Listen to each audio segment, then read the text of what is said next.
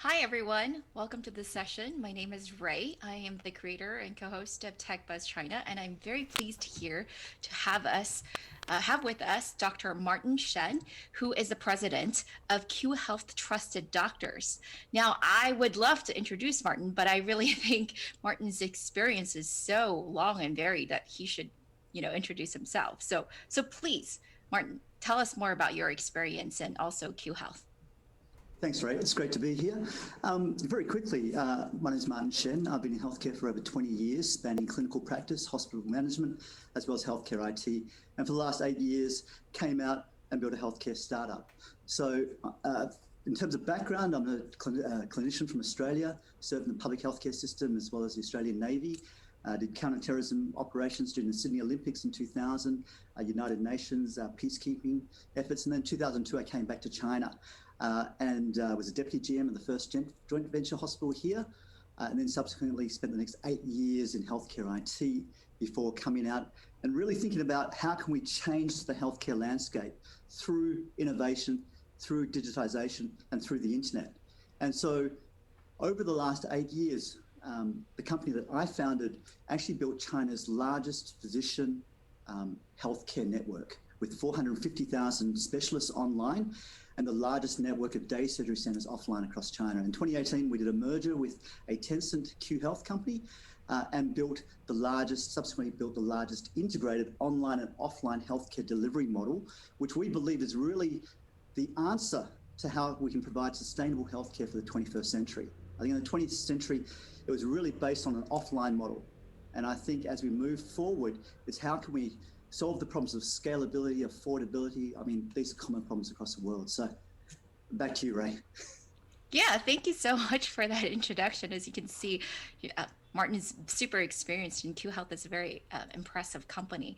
And your comments about online health perfectly lead me to my first question for you, which is that, I'm talking about China, but this really applies for all over the world because, going to the hospital, even though it's considered sort of an onerous ordeal in China, but consumers have just gotten so accustomed to going to the hospital to treat all their ailments, especially what we call sanjia yuan, right, the top tier hospitals.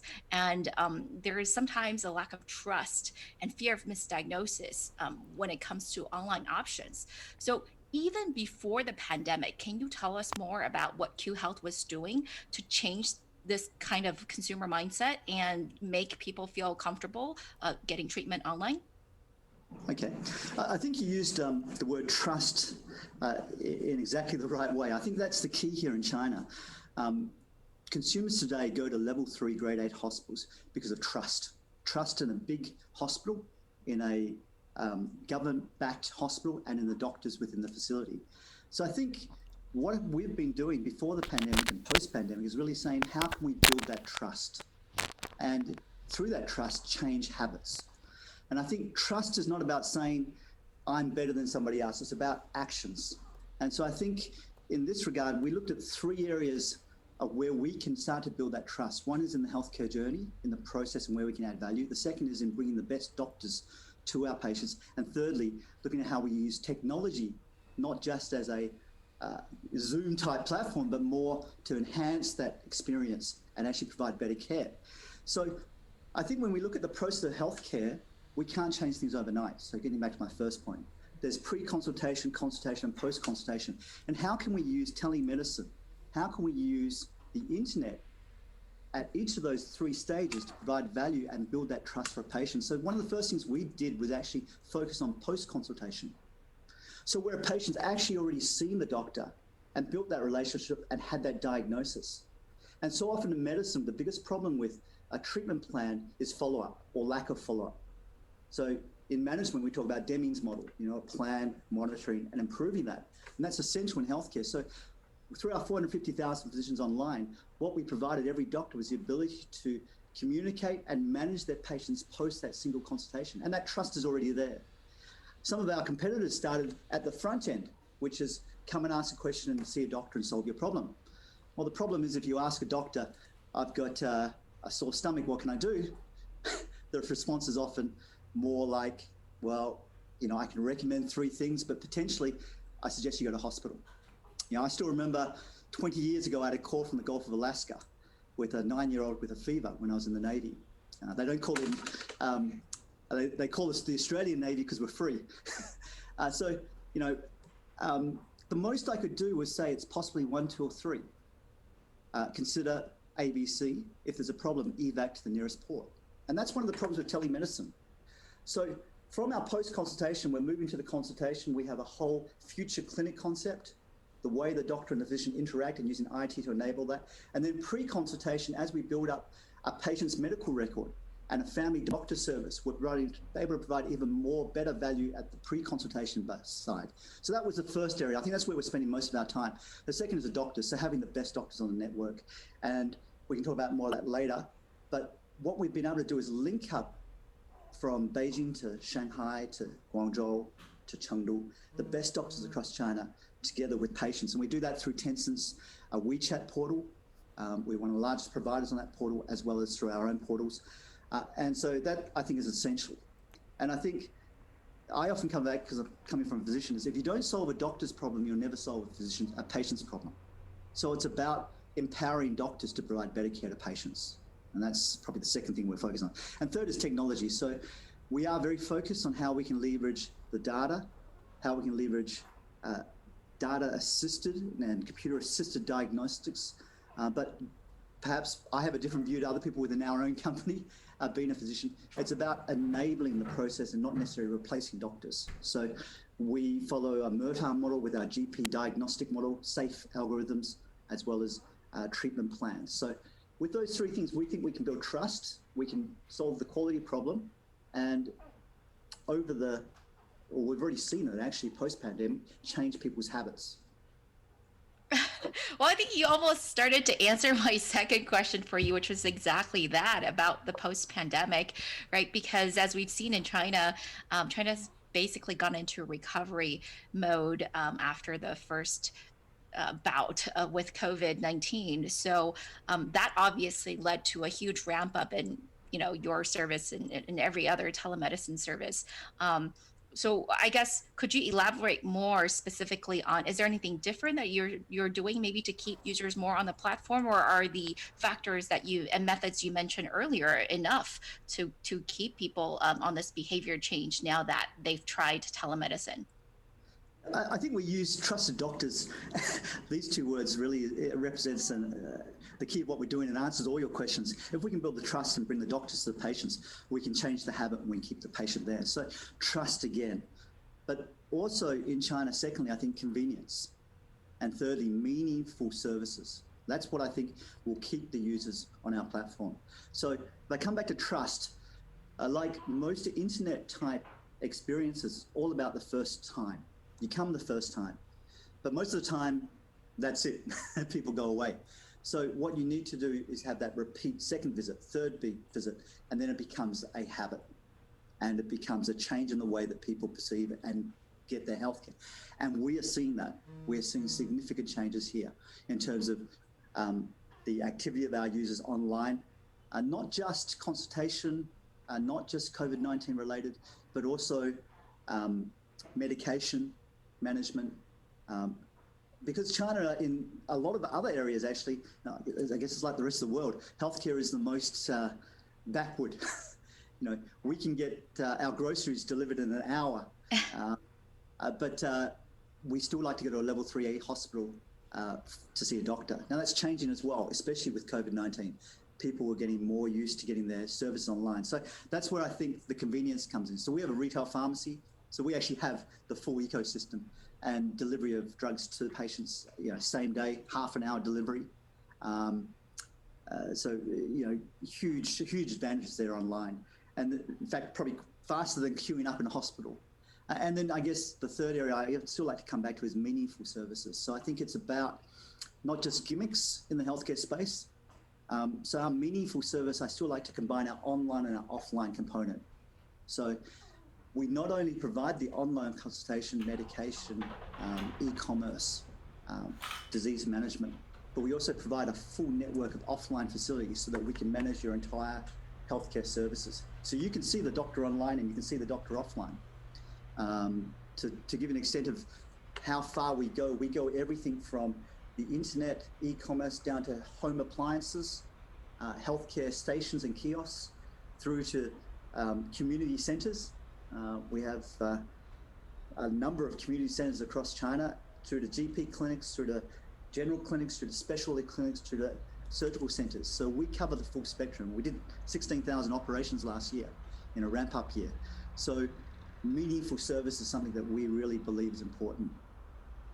So I And think a trust. lot of those community kiosks, for example, you were talking about, is that more prevalent in, tier 4 cities or more rural China, for example, or are the services the same mix throughout urban and rural China? I assume they're not, and they're going to be a little different, Well, but the could you challenge we have elaborate? is China's quite big, and we are a startup.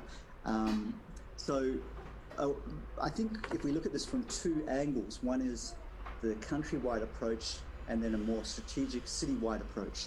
So we're actually targeting our initial rollout on a citywide basis, where within one city we achieve 50 to 100 healthcare centres together with a comprehensive online and pharma management. And so that's something we've scaled up very quickly. We're already across several cities. And then countrywide, we have more of our online services as well as various specialty services available. So we truly believe, if I look at Kaiser Healthcare as an example, was probably the best example in the 20th century of an integrated healthcare system, from clinics all the way through to level 3A hospitals, you might sort of call them in China. Why would we do that in the 21st century? Healthcare, or 60 to 70% of surgeries aren't even performed in a hospital anymore. And so should we be looking at how we can leverage the upstream part of healthcare, or the part of the world, to provide a more scalable and comprehensive, better service? So what we do is more focus on how can we use the internet, AI, healthcare appliances to provide a scalable, more affordable. We work with insurers, we work with the government. So AXA is one of our largest supporters here, Taikang, various other insurance networks, to provide that scalable healthcare. So, we believe that in the future, today, healthcare can't leave offline. So some of my competitors actually have a complete online play, and some of our competitors are completely offline. So the offline guys have low profitability, non-scalable, and we know the problems. The online guys woke up in the morning and said, "Hey, can I solve healthcare with a mobile phone? Why do I need to go to hospital?" But invariably, none of these guys have practiced medicine. So I've yet to see a mobile phone perform surgery or solve somebody's problem. So will healthcare move from 100% offline progressively to 80, 60, maybe even 40 or 20% of the healthcare delivery, and online gradually provide up to 80% of the care, so we can reduce the overall cost and provide better healthcare outcomes? Why go to a hospital to pick up your drugs? Why go to a pharmacy to pick up your drugs? We can deliver it within half an hour. So getting back to your question, yeah, we do cover tier 4 cities in the whole spectrum, but one of our key strategies right now is to provide an integrated full system and various cities. Yeah, and so basically you're telling me that it's the integrated offline and health and online entire system that really differentiates you from some of the other competitors in the space. I mean, there's lots of competitors, but you would say that none of them are as completely integrated as you are. Yeah, well, would say we are the largest basic healthcare provider network across China, combined with the largest online physician network and online services portal. So if not China, probably the largest integrated type service provider across the region. And I think that has to do with the company strategy, but also with the management team's skill set. What's been interesting, we've seen over the last 10 years, a number of healthcare internet startups have tried to move offline. We've seen quite a few of them. And one of them has been successful, because the online approach is not necessarily the offline approach. But then I might sort of answer my own question, that I don't think there is an online and offline answer in healthcare.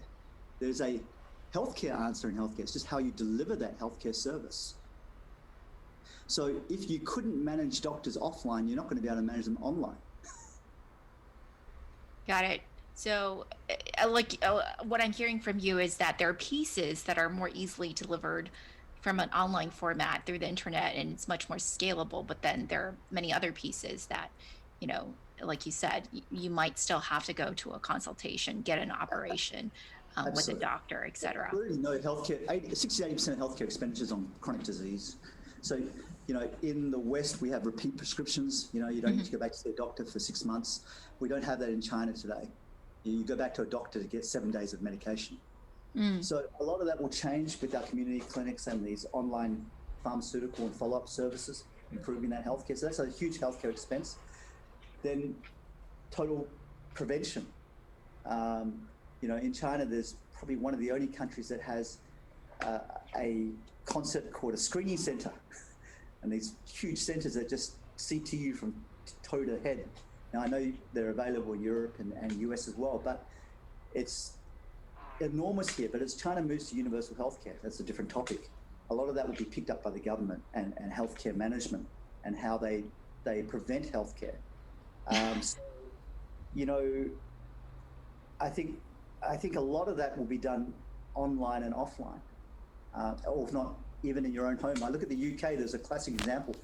They used to send everybody a kit, stool sample kit, to test for alcohol, fetal blood, bowel screening. Saves more lives than CT in everybody. And it's very interesting some of the things that people do in different countries that can be examples of the way that things will move forward. Well, we've got screening tests for um, HPV. You can just do it at home. I've got it right here, right in front of me, for bowel cancer genetic testing. So not only is it OCO fetal blood, you can screen that with a little dip and then send it in, and it picks up all the genetic markers.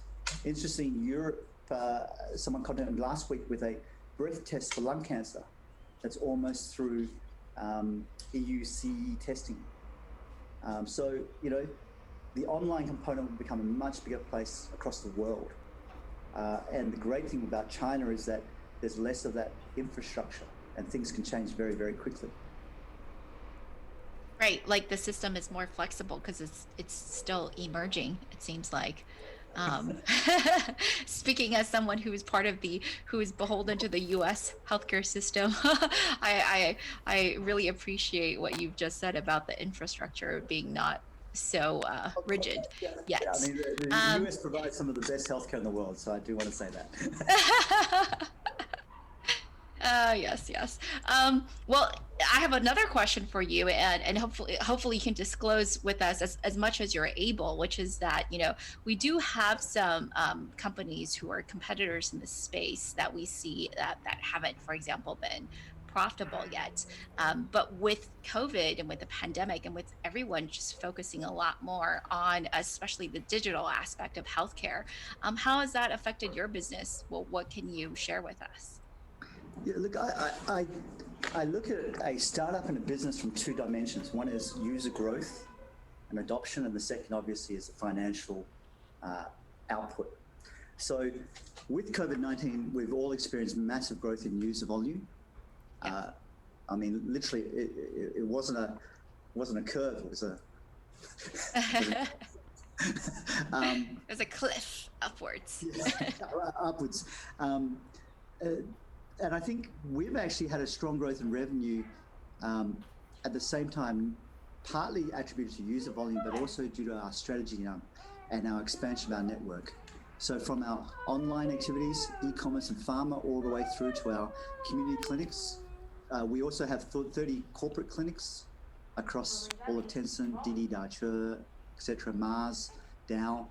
We provide the corporate healthcare services in the companies through to our eye clinics. We now have a network of 10 eye clinics across China. We have 30 dental clinics and our surgical centers.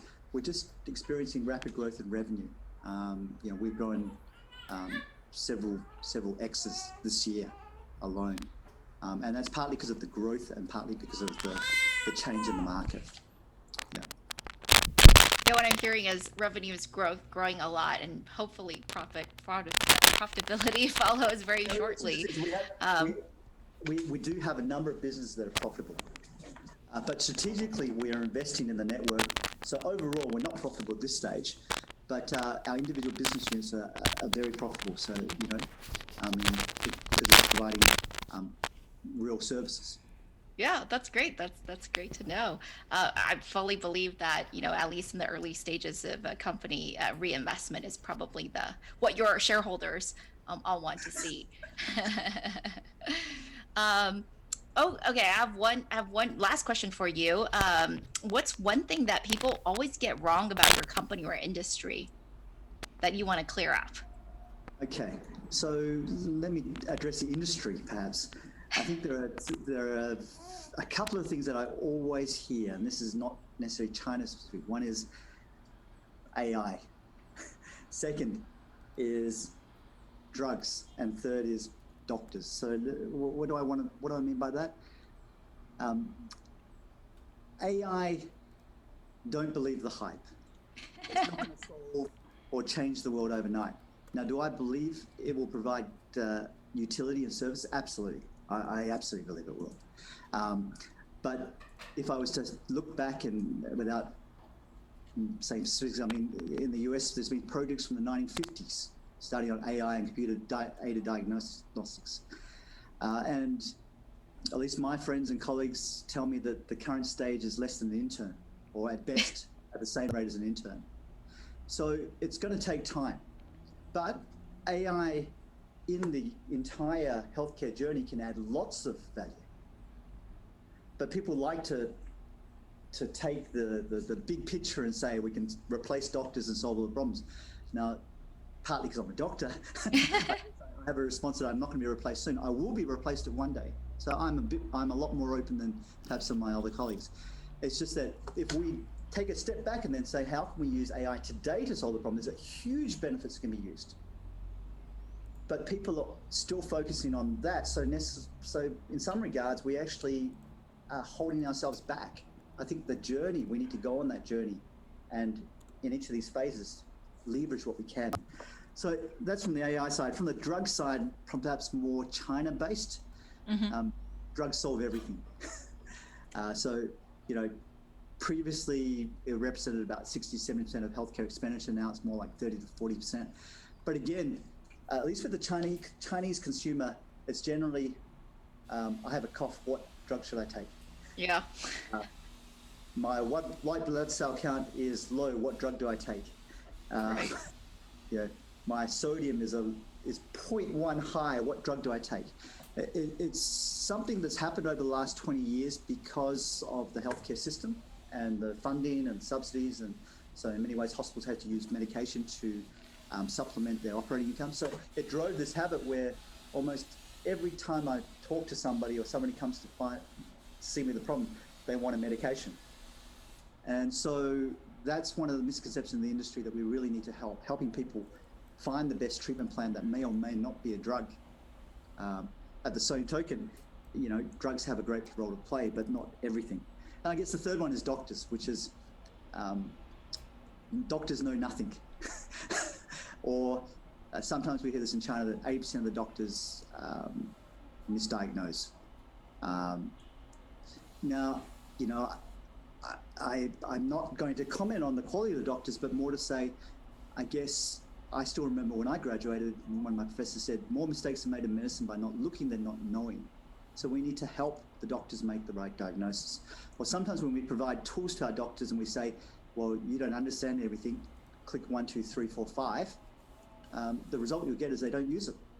And so nobody gains. So it's about how we can work with the physicians and with the nurses to provide better treatment to our patients. But I am forward looking, and I think in the next 5 to 20 years, we will see huge advance in the way that AI approaches and IT approaches the diagnostic algorithms.